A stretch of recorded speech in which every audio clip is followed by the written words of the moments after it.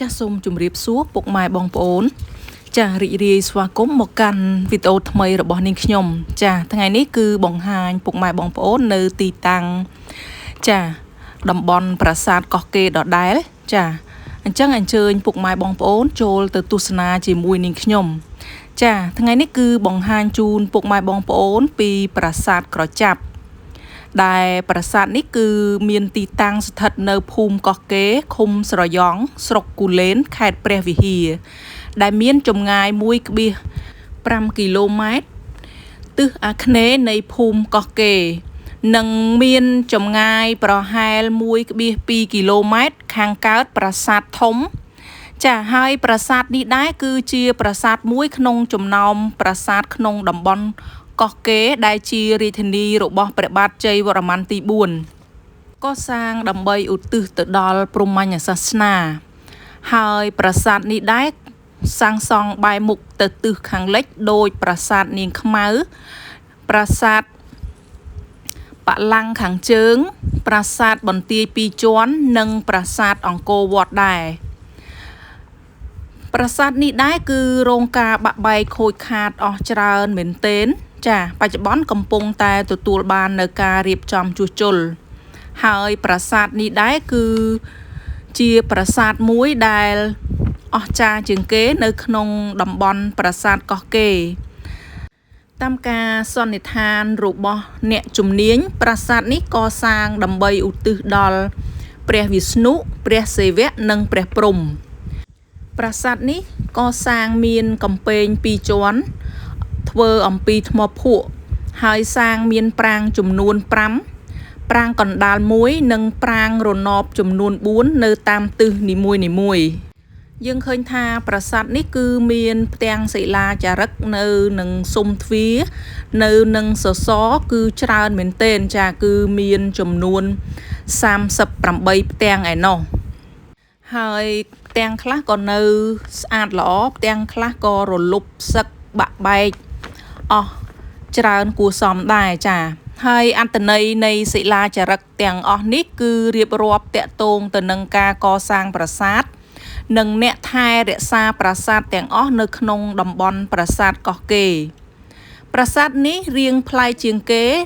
ដោយប្រាង្គកណ្ដាលសាងសង់មានបន្ទប់3ដែលប្រហែលជាសម្រាប់តម្កល់រូបបដិមាហើយអ្នកប្រាជ្ញបាន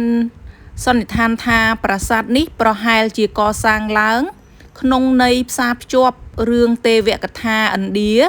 ជាមួយនឹងជីវិតពិតរបស់ព្រះបាទជ័យវរ្ម័នទី4និងបុត្ររបស់ទ្រង់ប្រាសាទនេះគឺរងការបាក់បែកខូចខាតអស់ច្រើនគឺគួបផ្សំជាមួយនឹងកត្តាធម្មជាតិហើយជាពិសេសគឺកត្តាមនុស្សដែលធ្វើឲ្យប្រាសាទមួយនេះទទួលរងនៅការបាក់បែកខូចខាតយ៉ាងធ្ងន់ធ្ងរបូករួមជាមួយនឹងអាយុកាលជាង 1000 ឆ្នាំហើយទើបធ្វើឲ្យប្រាសាទនេះបានបាក់បែកស្ទើរតែមើលរូបរាង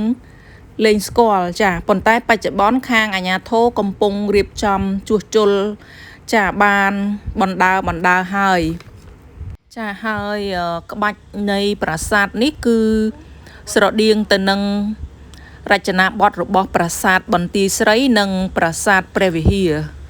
ចាឥឡូវយើងចូលទៅខាងក្នុងដើម្បីមើលនៅចាទិដ្ឋភាពនៃប្រាង្គកណ្ដាលចាយើងមកដល់ទីនេះគឺជាបន្ទប់ទី1នៃប្រាង្គកណ្ដាលយើងឃើញមានជើងទម្រចំនួន4ដែលទី1គឺជាជើងទម្ររបស់ព្រះស្កន្ទបច្ចុប្បន្នគឺរក្សាទុកនៅសារមន្ទីរនិងជើងទម្រទី2គឺជាជើងទម្រព្រះឥសូរជាមួយនឹងបុត្ររបស់ទ្រង់ដែលរូបបដិមាទាំងពីរនេះធ្លាប់បានលក់ចេញទៅបរទេសប៉ុន្តែបច្ចុប្បន្នបានត្រឡប់មកកាន់ប្រទេសយើងវិញហើយចំពោះបន្ទប់កណ្ដាលនៃប្រាង្គធំនេះគឺប្រហែលជាមានតម្កល់រូបព្រះនរាយណ៍ផ្ទុំប៉ុន្តែបច្ចុប្បន្នបានបាត់បង់ទៅហើយខាងអាជ្ញាធរគាត់កំពុងតែសិក្សាស្រាវជ្រាវនិងរកផងដែរចាចំពោះបន្ទប់ចុងក្រោយយើងឃើញមានទម្រសិវលិង្គមួយដ៏ធំដែលទៅតែកំណាយឃើញថ្មីនេះចា ចានេះគឺជាជើងទម្រដែលទៅតែកំណាយឃើញហើយចាគឺធំមែនទែនប៉ុន្តែចំពោះសេវលឹងវិញគឺយើងមិនបានឃើញនៅកន្លែងនោះទេហើយក៏អាចមាននៅប្រាង្គណាមួយទៀតដែលអាចតម្កល់រូបបដិមារបស់ព្រះព្រំផងដែរដោយខាងជំនាញកំពុងកំណាយរុករោគបន្ថែមទៀតចាអញ្ចឹងបើសិនជាពុកម៉ែបងប្អូនបានមកលេងតំបន់ប្រាសាទកោះកេរកុំភ្លេចឈៀងចូលទស្សនាប្រាសាទក្រចាប់នេះផងចាមិនពិបាករកទេគឺនៅនឹងមាត់ផ្លូវតែម្ដងចាអរគុណច្រើនពុកម៉ែបងប្អូនវីដេអូនេះខ្ញុំក៏ឈានមកដល់ទីបញ្ចប់ដែរអរគុណពុកម៉ែបងប្អូនដែលចំណាយពេលវេលាទស្សនាចាសូមជម្រាបលា